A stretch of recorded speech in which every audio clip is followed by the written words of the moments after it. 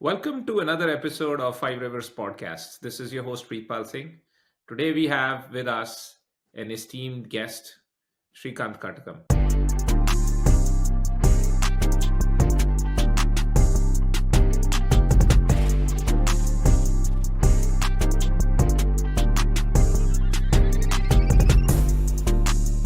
He is going to help us answer some of the questions around health pertaining to happiness and role of stress in health. So welcome, Srikanth. Why don't you introduce yourself for the audience? Sure. Thank you, Preetpal. My name is Srikanth Katakam. I live in Orlando, Florida, and I have been a heartfulness trainer, heartfulness meditation system trainer for the last 25 years, and I've been practicing heartfulness since probably 30 years and more. And in this process, I've trained several thousand people. I mean, close to around 20,000 in achieving peace, happiness, and stress-free. We have certain meditation techniques we teach, and also stress release techniques, which help a lot of people.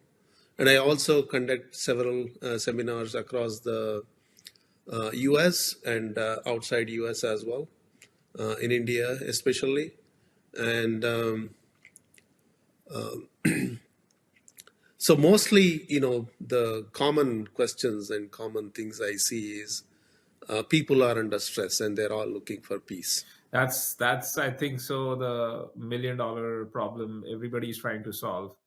So Shrikant, let's start our conversation from this place that stress plays a very important role in human health, right? One may say that about 90% of ailments to human body is emanating from stress, right? And the antithesis to stress is happiness. What human beings are seeking. So you've trained about 20,000 people and you have worked with them on that front, right? So what do you think is happiness, or what is this antithesis to stress according to you? So let me start with a very novel idea, I should say. We see stress as a problem, but I see stress as a benefit. And so, I mean, medically speaking, right? I mean, we talk about cortisol levels and the amygdala activating, reacting, all those things, it can come to stress. But there is some amount of stress required in our system, See, even physical stress, some of the physical stress, activates our vagus nerves. They say, give some shock to the body to activate the vagus nerve. And we all know the benefits of the vagus nerve activation, right? So stress is required. And sometimes, when people talk about stress, I talk about the people who are on the borders, in the military, fighting the war. What do you think their stress levels will be? But they're still doing good. They can sleep better. They're still surviving and they're still happy. So then I think we should look at this stress in a different light. So what is causing stress, basically? Is it your overwork causing stress? Or is it your financial pressures causing stress? Or is your health problems causing stress, or your family problems? There are various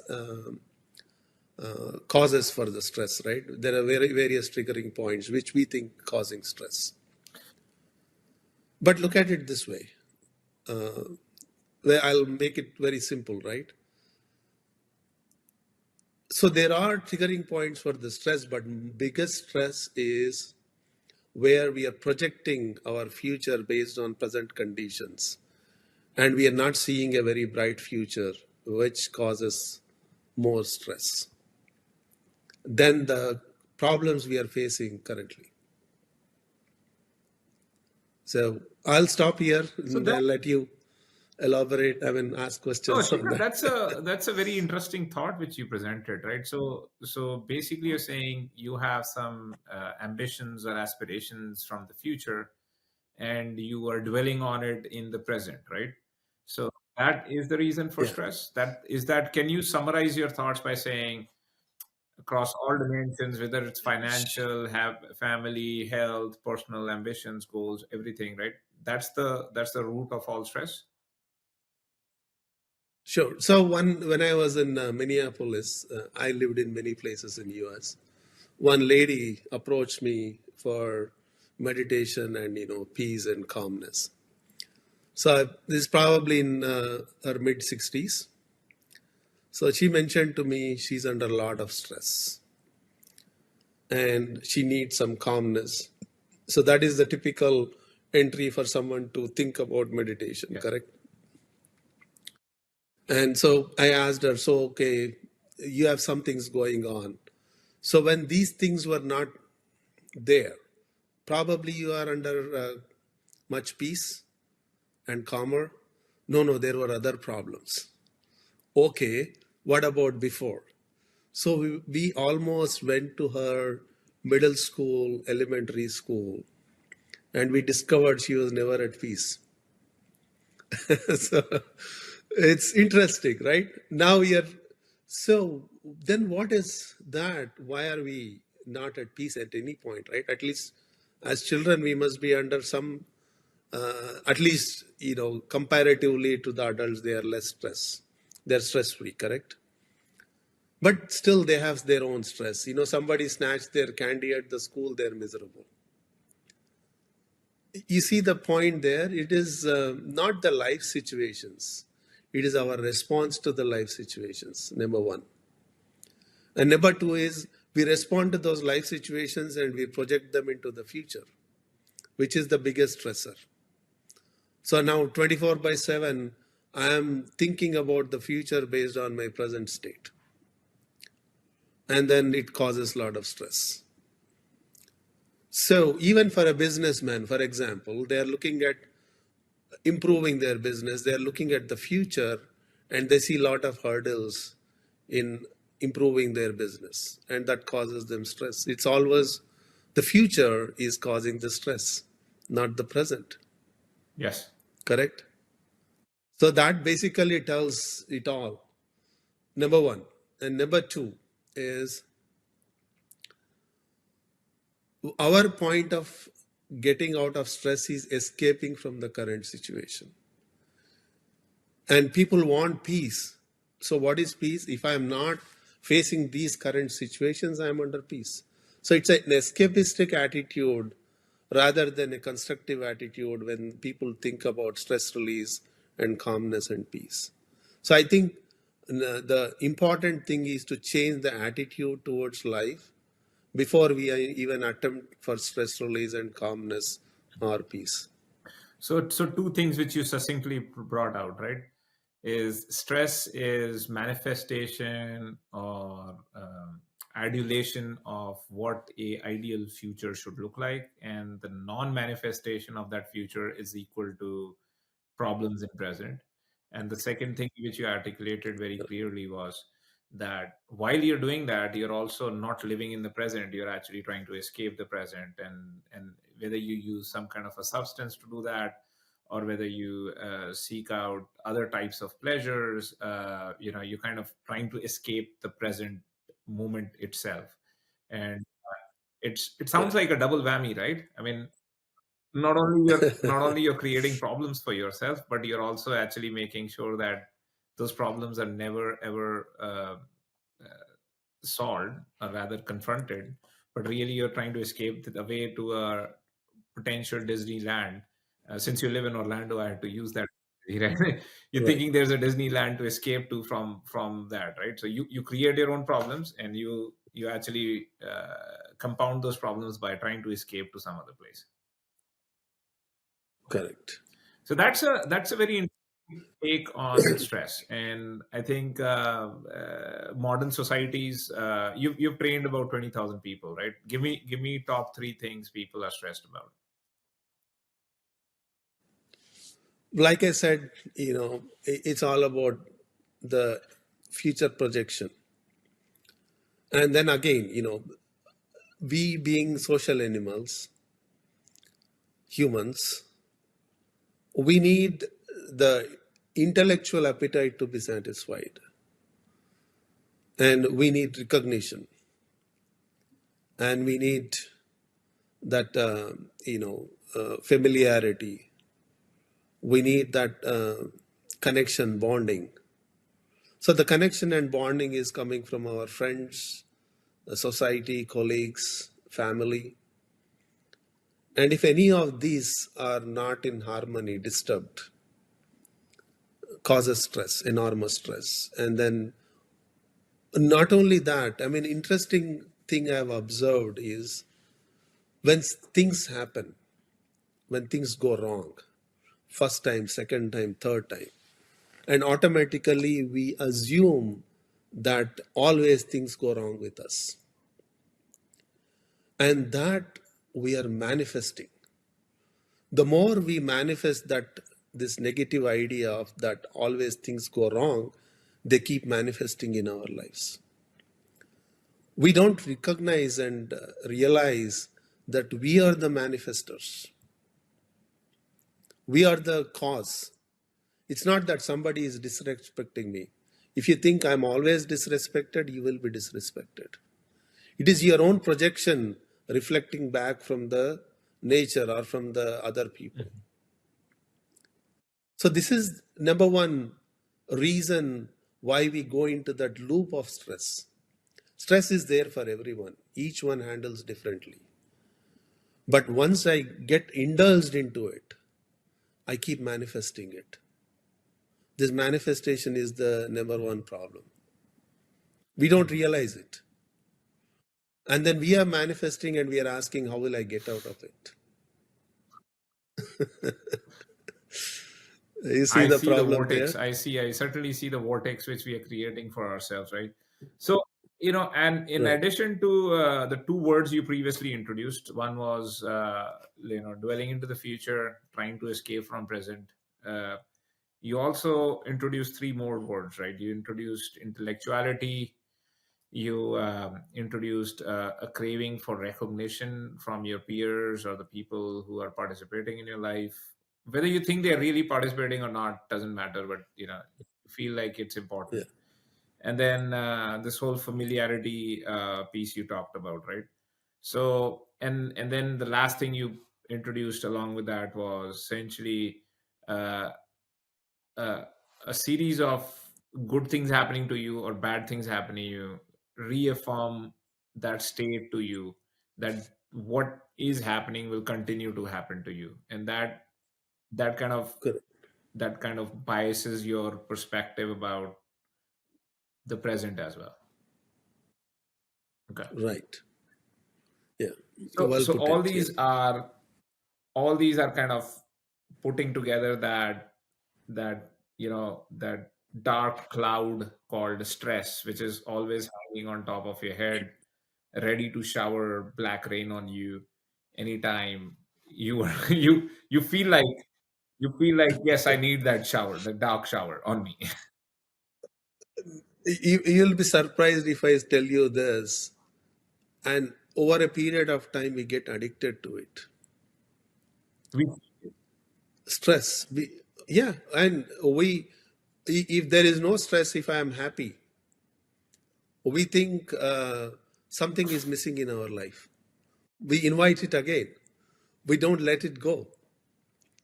I mean, trust me, if people who got used to that kind of a,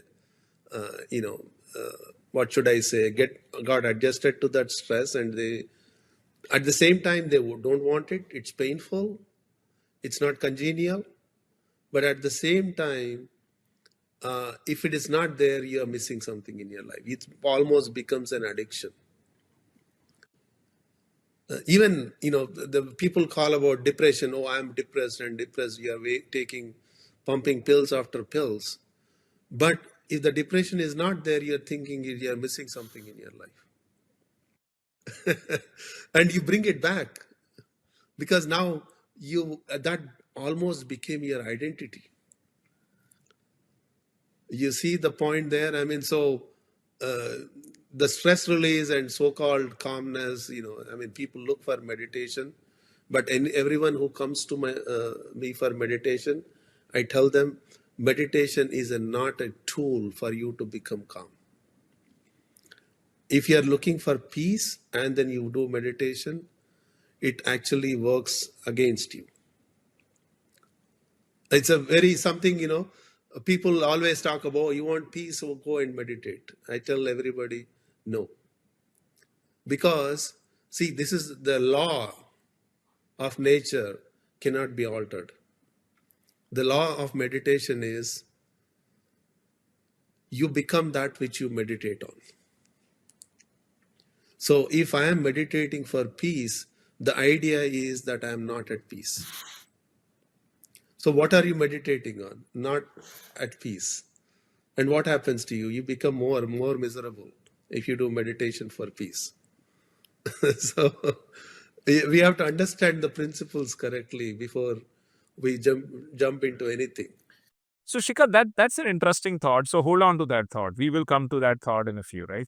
So I think you're trying to take the conversation from stress to another place, which is the what's the anecdote for stress, right?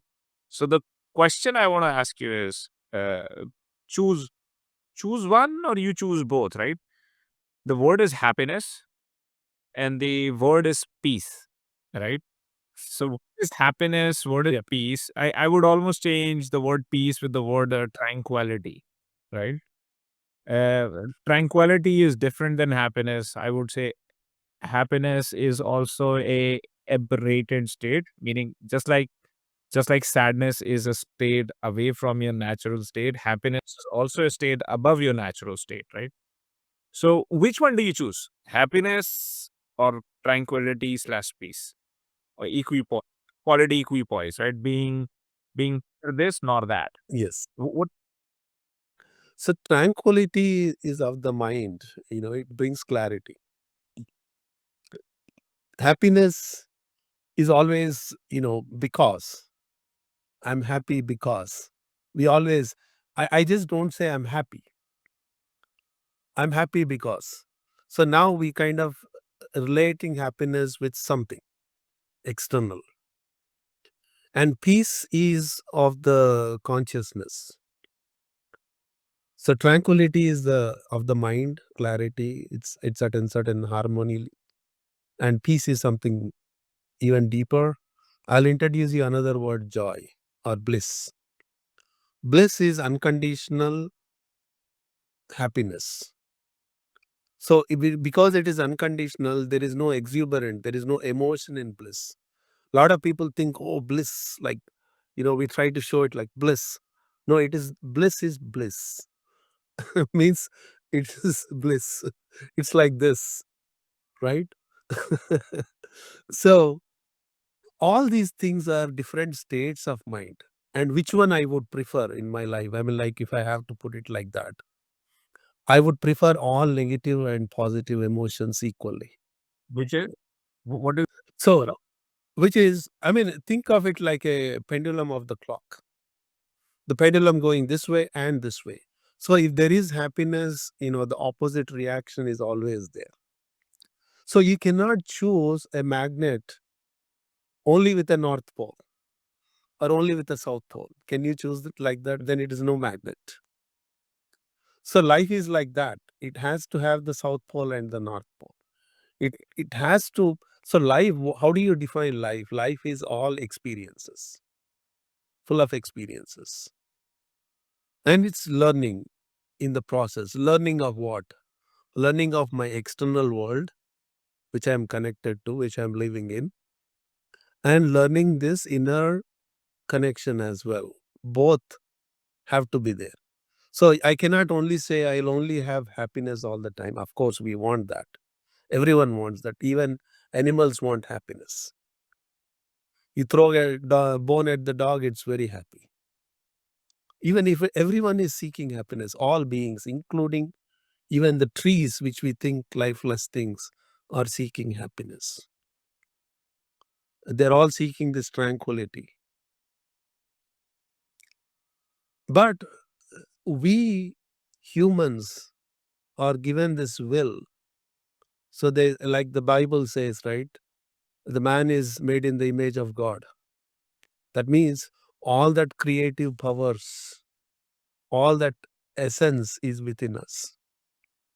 So, in a way, that's why we are the highest species on the earth.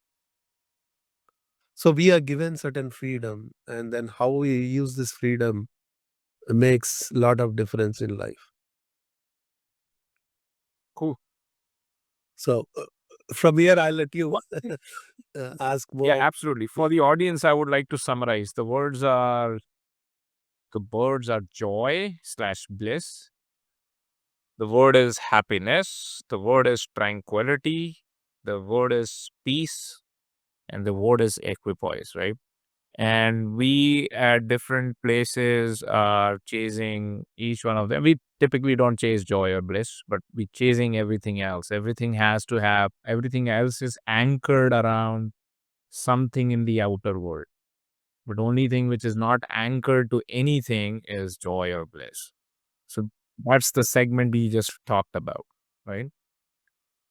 Okay. So we define stress. We defined some of the antithesis for stress, like what is the stress, the opposite of stress. But I need to disagree with you. I feel like happiness is a so if you said you used your hand gesture to say this is bliss, right? Happiness is anything like this. Sadness is anything like this. Below that, Yeah, call it the equilibrium, right?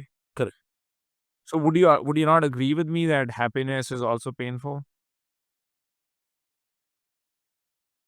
Happiness is painful. It depends. So, it depends. It is painful because it is short lived. Okay. It is painful because we know that it's going to change. Like I said, it's clock of the pendulum. The pendulum doesn't stay on one side. It's always going. And there's an equilibrium point, center point, which is neither happiness nor sadness. It's neither of anything. We're going to hit that point. I call that as the balance point. So we go this way sometimes, we go this way, or it's continuously we are taking in both directions, right? So, and that's life. The problem is if I'm going this way, swaying and not coming back, then I'm stuck. That becomes painful. Even when the happiness, if I go this way and I'm stuck, it becomes painful. See, all knowing, all enjoyment, all uh, cognition is only when there is contrast. So if I'm continuously happy, I cannot recognize it. Then it becomes painful. So I'm missing something in my life. So mind requires continuously all that cognition all the time. So if I'm stuck this way in sadness, that is also becomes a problem. But I might argue why take your proverbial boat, which is the boat of soul, through these 8-foot waves in the ocean, sometimes of joy. Sorry, joy is not the right word. Sometimes of happiness, and sometimes these 8-foot waves are of sadness, right? Why not let the proverbial soul, the boat, always, you know, move in calm waters? Why not let the boat neither see a 8-foot wave of happiness or a 8-foot wave of despair or sadness? Why not just let the boat ride in a tranquil lake with no waves, nothing happening on it? Correct. So the boat doesn't rock so much if you are in the center of the, if you go towards the middle of the ocean. But as long as you are at the shores, and then you're wondering why my boat is like, rocking and waves are eating me, then there's a problem. So that's why we are not moving towards this inner connection. If I can live my life through that inner connection, then I see that equipoise, that calmness all the time. Yet I can attend to all my life as I am doing it today. Nothing has to be changed. Only thing is my connection with that center. So if I know that balance point, it's like If I learn, the kid learning a bicycle, right? The kid is going to fall this side, that side, and somebody has to hold. And the training wheels, even when they're off the training wheels, I have not seen anyone who is just off the training wheels, but somebody has to hold the bike without the training wheels. And then suddenly they start, they know their balance point. Now they're not falling. And now you can turn this way or this way, but you know how to come back to your balance point. So the problem is we are not recognizing that balance point. So if I'm going towards the happiness, I'm missing the sadness. I want to come this way. So the balance point is missing. We are quickly switching. So when I know the balance point, I know how to come back from both states, negative and positive. Then I don't sway towards only the one way so much, and that causes me pain. So we always, once I know the balance point, I know how to come back. That is what moving towards the center means. And therefore, your thought about the previous thought which you had about the fact that we always live in the future and we are seeking things, manifesting things in the future, correlating them to the present, and then any type of dystopy or disagreement between that actually causes stress. So, I mean, you're talking about you gotta stop being a seeker of any of these states and just be in a state, right? Whatever that state. Yeah, once you know the balance point, always wanting to come back to the balance point. So let's move on, right? So I think you're already hinting or you going into that space of, okay, what are the solutions, right? So why don't you pick up your thought again and help us understand that proverbial boat deep in the ocean and that connection. Is there a formal word for that connection? The deeper in the ocean you're trying to connect. What is the formal word for that? I mean, you can say connect with that inner essence, higher self, capital self. We call it. I mean, we don't know. We call it because the information says it. We're always borrowing an information and repeating it. But we never make an attempt to practically feel it. It's already there. It's not ever devoid of us. It is there in our sorrows, it is there in our triumphs, it is there in our happiness, it is there in all the moments. It is there before our birth, it is there after our birth. So it is never eluded, it is always there. We are the ones not looking at it. Now, for nowadays, our cell phones have become gods. Simran, they say, always be in remembrance. We're always in remembrance of the cell phone. Because that is, the moment we wake up, the first thing we look at is our cell phone. See how our attentions have drawn towards this things. I'm not saying they're unnecessary, they are necessary for our lives. We have to survive in our lives. We need to do what we need to do, right?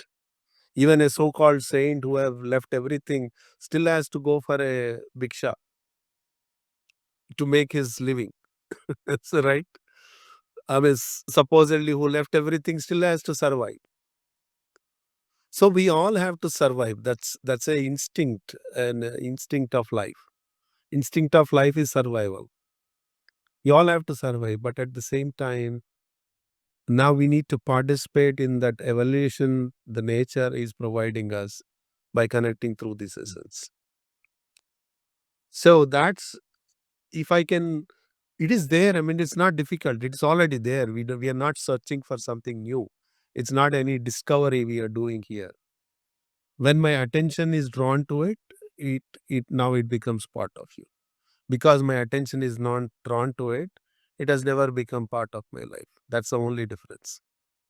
We don't have to move the mountains to, be connected with it. or we don't have to meditate for 30,000 years as it is said in the scriptures. Some rishis have meditated for 30,000 years. I felt they wasted their time. it just, your attention is shifted here from here to here. It is done. Yeah. But Mm. it's curious as you speak, right? I'm correlating your previous thought, which you mentioned that what you meditate on, that's what you become, right? And I kind of agree with that. I I I feel you were right on my topic, right? And you know, people use the wrong tool for the wrong reason, right? So you're looking for peace and you're looking for that, but you're not really structurally solving any of that, but you want to solve that situation, and then meditation is sounds like a very fickle, very tasteless medicine in that case, right? So so how does you know, connecting in that same context, how does connecting to the self kind of resolve or absolve this whole outwardly futuristic existence of you, or all the problems you create for yourself through stress? Right. So, they say this self is infinite. You know what is infinite? Suppose if I say, be in the present moment. The moment I say present, it's already past. So then how do I define the present? Present is a continuous now, correct? So when there is a continuous now, when you are connected, when you are being in the present, you automatically go to that higher state. So when you are in a higher state, you are only looking at the situation which is at this moment. You're not looking at a situation which is tomorrow or 1 year down the line. So when you become, when your focus becomes that now, then it's easy to deal with this now. Like I said in the beginning, the real stressor is our future. So the moment I drop the future, the stressor is gone automatically. I'm not doing anything. I'm just bringing my mind to current situation. Okay, if this is the situation, let me handle it. If I cannot handle it, I'll leave it to the higher. It will be handled. And even after you leave it to the higher, if it is not handled, then you're not supposed to handle it anyway. That's the outcome you have to resign yourself. Right. So then, what else can you lose in life, right? So ultimately, the ultimate thing anyone can think of losing is their life itself. And according to the scriptures, even that life is continuous. Okay, it's only a spike. Our conscious life is only a spike in the continuum of that life, infinite life. Some may believe it, some may not believe it, but that is the truth. Um, and even the philosophies which don't believe in it, they also speak about afterlife. So, but anyways, the point is, what else? What is that you can lose life in life? Health. It's a matter of time. How much ever healthy lifestyle I live, at some point it catches up. Mm. Correct. But that doesn't mean we should not live a healthy lifestyle. We should, right? And we have to have certain financial stability to lead this life.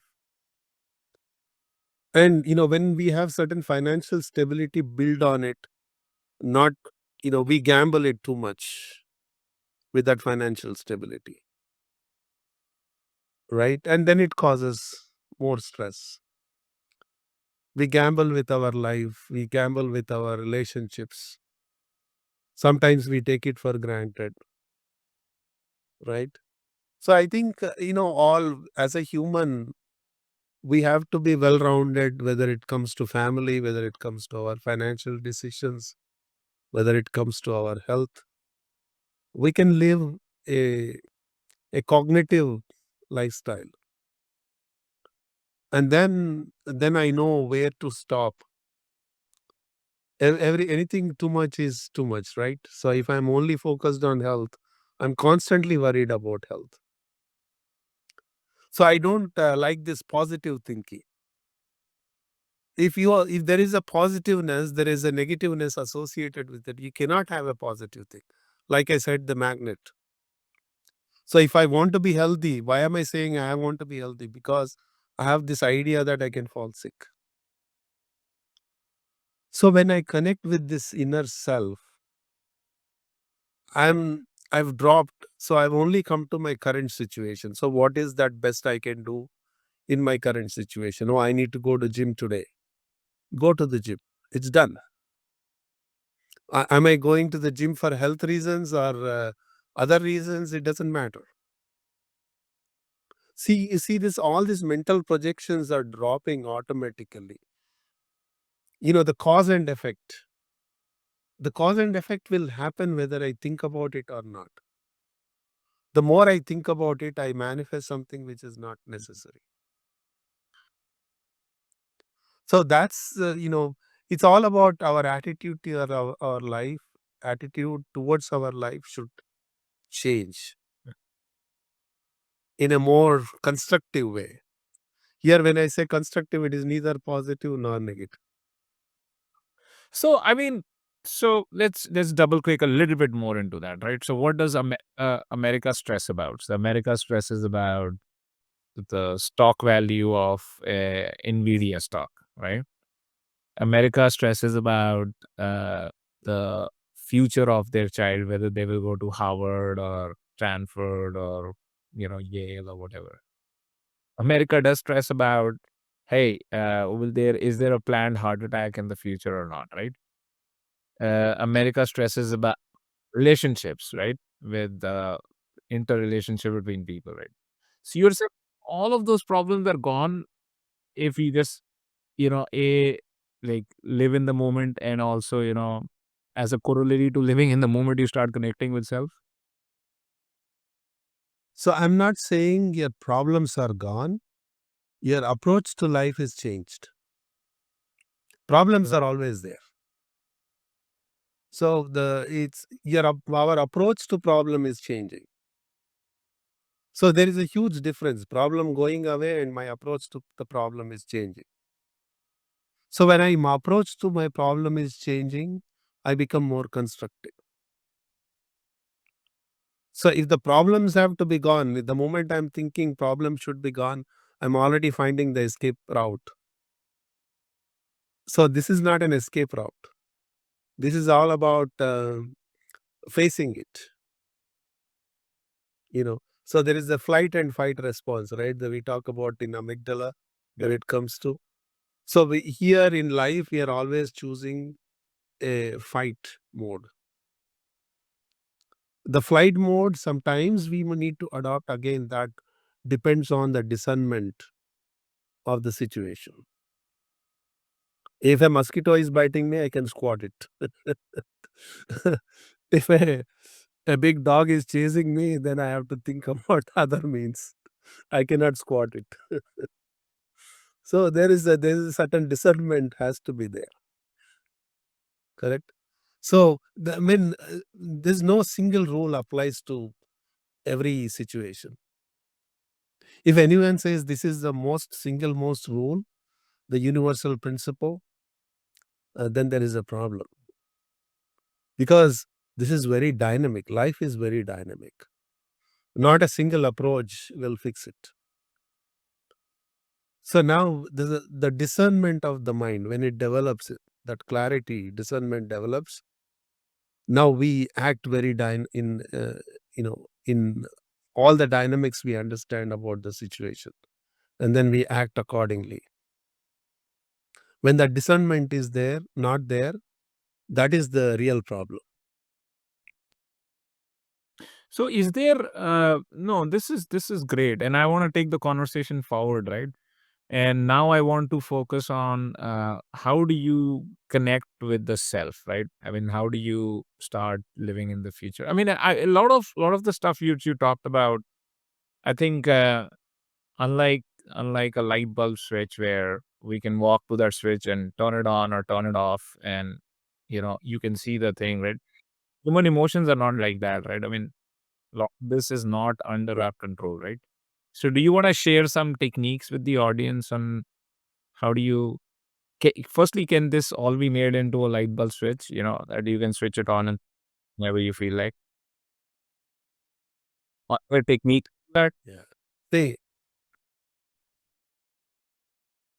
see the I'll tell you. I mean, before we jump into the techniques, the important thing is attitude. Correct. Uh, so, I mean, I always ask this question to everyone. So, if I'm in a dark room, I find the light switch. Will I turn on the light switch, or will I say, "Darkness, please go away"? Then I'll turn on the switch. It's a common sense, correct? I just turn on the switch, the darkness in the room goes away. But especially when it comes to this esoteric knowledge and ideas, they think before I can connect to the self, I must become pure. This idea of purity is what destroyed the whole concept of connecting with the self, right?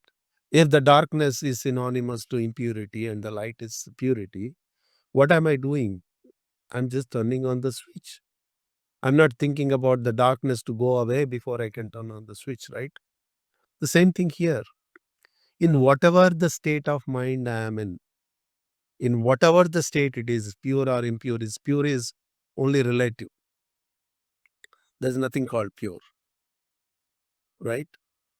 So whatever the state I am in, if by thought only we are manifesting, by thought only we are producing everything, right? By thought only we are creating problems. When I'm looking at a problem through thought, I'm kind of magnifying it. So this tool which is given to us, with the same tool, I can say, now my mind is connected to that higher essence. And you wait. In this waiting, you sort of become a witness to that essence. That is a simple technique. How difficult it is. It's not so difficult. A lot of people, and we call that meditation, right? Meditation is not about focus, concentration, or any of that sort. Meditation is all about just waiting for that to what should I say, reveal by itself. But you are kind of given the direction to the mind. Oh, I cannot meditate, I'm thinking. So I always ask, should my heart stop when I'm meditating? No, right? Then why should my mind stop? I don't see any reason why it should stop. But it will find its way. Just like when I go to sleep, sleep happens, right? I don't go to sleep, sleep happens. So because now we have given the direction to that mind that, okay, now I'm going to bed, I'm going to sleep. It happens. Same thing here. When you give the direction to the mind, I'm waiting for that essence to connect with, it reveals by itself. It happens by itself. We don't have to do, there's no effort required, right? So the reason we are failing because we have this grandized projections of what it should be. And some people even say, when I meditate, so I have become completely thoughtless. I don't get any thoughts. It's a blatant lie. If mind is there, it has there for you to think. If heart is there, it is there to pump the blood. There is then I ask, okay, what is the benefit if I stop thinking? Absolutely no benefit. I don't see any benefits. So the evolution of the mind is in its thinking. But now I have given a direction, a higher direction to it. It will bring that essence back to my life. So now with my boat, which is rocking all the time, suddenly is not waving that much. It is stable. So these are all simple concepts, simple ideas. Anyone can do it, from all religious backgrounds, from all faiths, all beliefs and disbeliefs, right? Anyone can do it. So this is nothing to do with anything. It's not, what should I say, subscribing to any thought process here, any philosophy here. It's a very simple inner connection you're developing. And through that, you go to your mandirs, your masjids, your churches, but carry it. You carry it to your office. You carry it to your family. You carry it to your friends. So now, how serene and, use the word tranquility, how tranquil you are. The moment you step in somewhere, the people want to receive you, but just by looking at your condition. That should be the way of life. So the meditation technique is that. And then we have this idea, the consciousness, memory of the consciousness.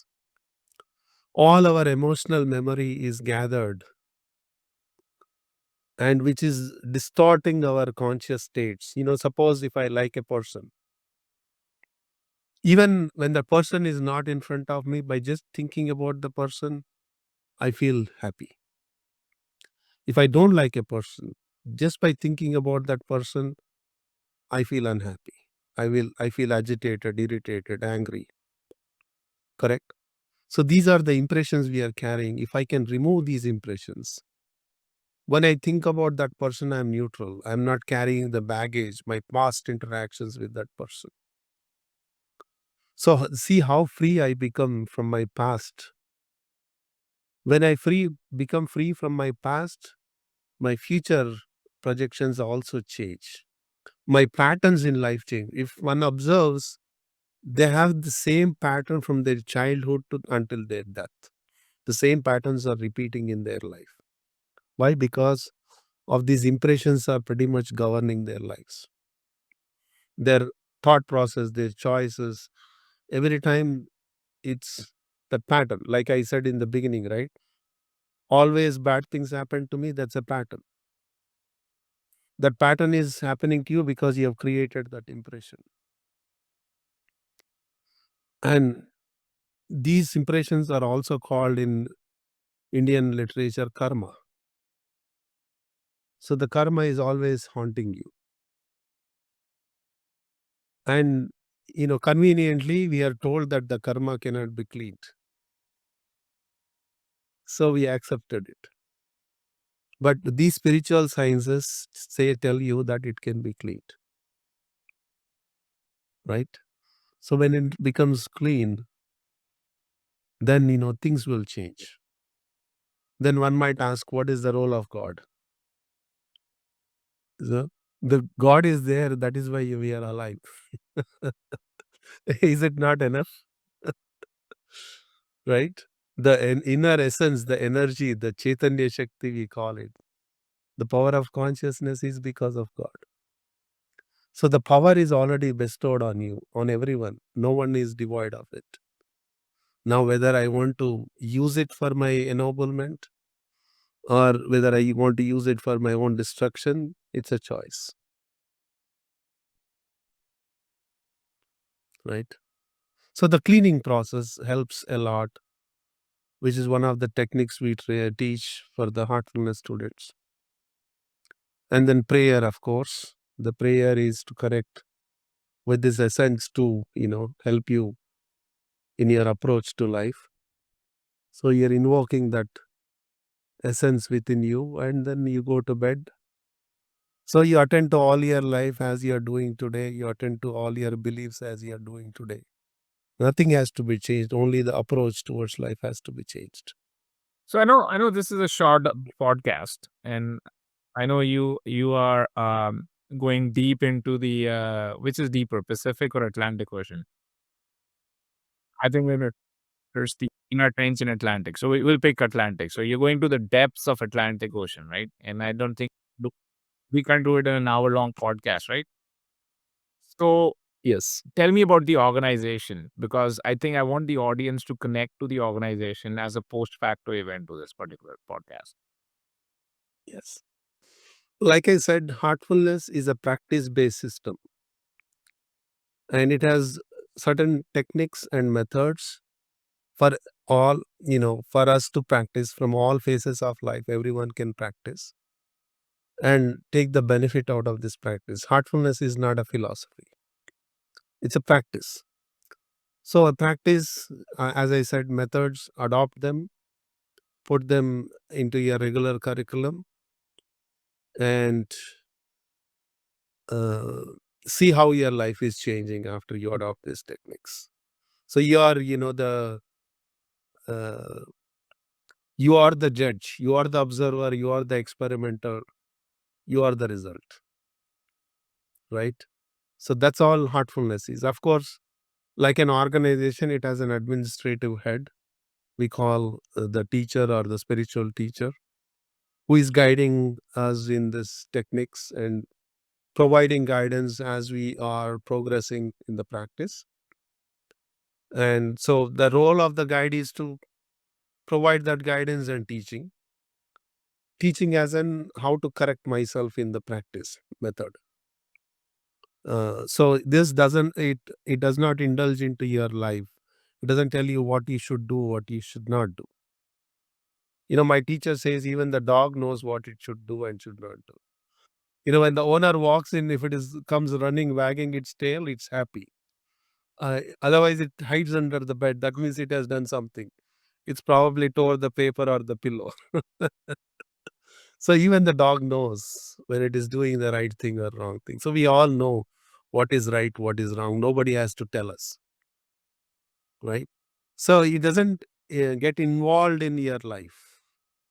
It only gave you these methods, practice, do it, and make use of it, and see if it is working for you. Continue it. So it's been there for last 150 years. And now we are at the fourth teacher in Heartfulness. His name is Kamlesh Patel. We call him Daji. Daji meaning in Gujarat, uncle. So, and he is our current teacher. And so that's about it from the So, organization. just for the audience, right? So, it is not a religious belief system. It is not, I think you previously outlined, meditation and spirituality doesn't have a religious manifestation. It kind of applies. It transcends all religions, and so it's not you're not professing any particular religious thought. You just the act of connecting to yourself is is meditation or spirituality. You can call it both. Spirit is the Atman, the Right. soul within, right? So it's an embodied soul. It's always within. But we conveniently, because our approach to his external life, we kind of make this separate entity, Paramatman, which is away from us. But it is always with us. So yeah, I mean, so that's the point, right? I mean, that's a universal phenomenon. It's not a particular phenomenon, right? And Daji and you guys help people with the mission of connecting with themselves. So just for the audience, I wanna recap the discussion so far. So we paraphrased a problem. We started talking about how that problem manifests. Then we talked about some of the corollaries to that problem, or how those mob problems uh, come about. Then we talked about sort of the solution. We also talked about what looks like a solution but not is not a solution, right? Like thinking about meditation as a pill, a solution pill for real life problems, versus taking the problem as it is and working through them in a very different perspective and different mind space. Then we we dug deeper into where can we take this problem statement into being a solution statement. So where we are sitting at right now is, okay, connecting to oneself is the solution, right? And we have a fantastic organization at hand who can help you do this. Um, So let's get into some of the summarization pieces of this conversations, right? So Shrikant, talk to the audience about. I think we spoke at a little bit of an abstract level. Can you give us some tactical 1, 2, 3 type thingies to help people be at a better place in terms of quote unquote stress? Right. So first, number one is feel confident about yourself. And you know that this inner help is there, higher help is there. And we just need to tap into that help. Bring your mind to the present. What will happen in the future will happen. But should I not plan for my future? Of course. Plan it to an extent you have control over it. We cannot control all the parameters. So, with the clarity of the mind, with the current situation, whatever is causing the stressors, identify it, identify them first, and make a plan how you can address that. And use meditation as a tool to bring your mind to the present, and then take a very calculative decision about your problems. And that's all it takes for us to kind of overcome stress. And as far as peace is concerned, peace is, we don't know what is peace. Just because we don't know what peace is, our idea of peace is escaping from the current state of mind. That is what peace is. Oh, I'm having a lot of thoughts. People complain, right? What is the problem with your thoughts?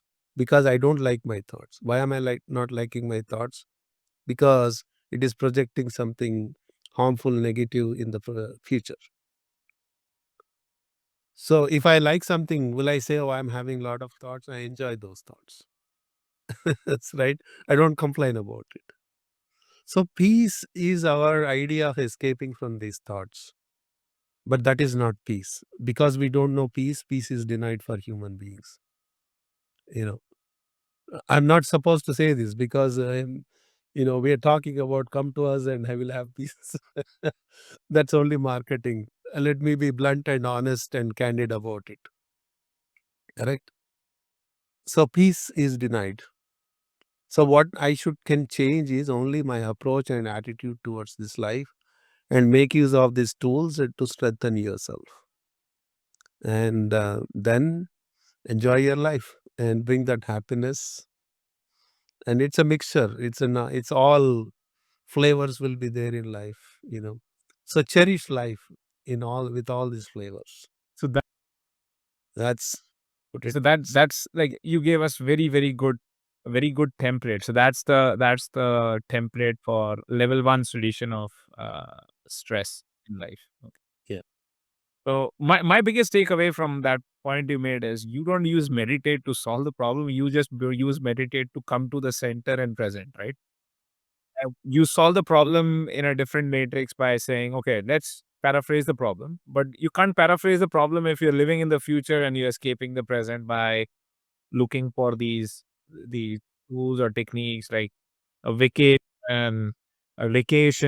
or a religious point in on planet Earth where you can go and partake in some kind of special religious ceremony by the bank of a river or a hallowed ground of some past saint or yada yada yada.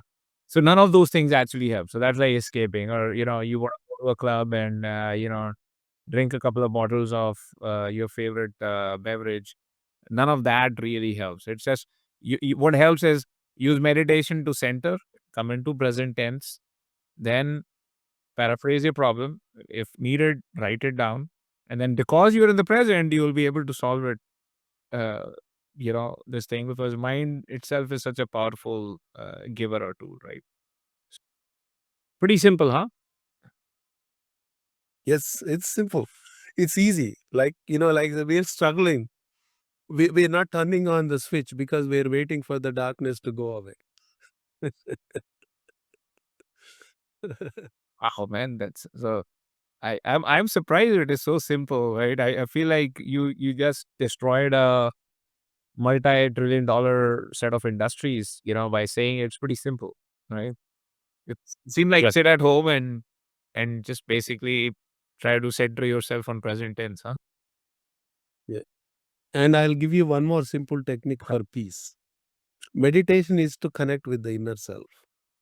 But if you want really peace of mind, the stress to go away, count 1 to 100. If 100 is not enough, count till 1,000. You don't need a guru or a system or a method. And if 1,000 is not enough?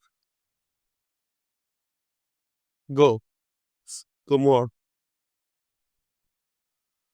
No, those are wonderful thoughts. So, Srikanth, thank you so much. We have had such a wonderful time. We'll love to have you back again.